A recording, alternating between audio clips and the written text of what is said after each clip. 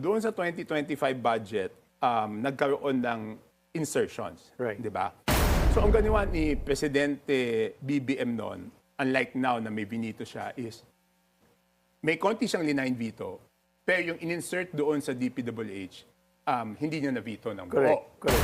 Okay. Kasi 5 days na lang, magsisimula na yung campaign period. Wala pang sinasubmit Si Martin. yung House nung insertions na DPWH. pinasok nila. Okay. Pinasok nila. So, nung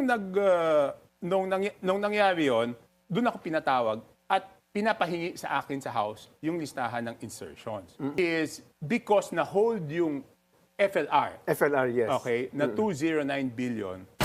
Sabi ko, ang duda ko noon, yung mga nagbenta ng projects ay pinilit yung impeachment para later on, yun ang sasabihin nilang dahilan kay Presidente na dapat mong i-release yung FLR dahil naipangako namin sa mga congressman. Correct. And which really happened, which I was proven correct. Wow. Kasi nung kausap ko si JJ Suarez, saka si Dong Gonzales, March 25, ang unang sabi nila sa akin, please convince the President na ma-release yung FLR.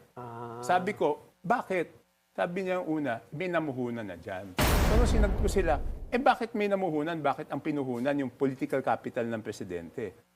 Yeah. Sabi niya, paano yan na pangako namin yan sa mga pumirma doon sa impeachment? No. Yung FLR. Again, I'm glad you're now confirming na may umikot, may nangako, may nagkapalitan ng resources.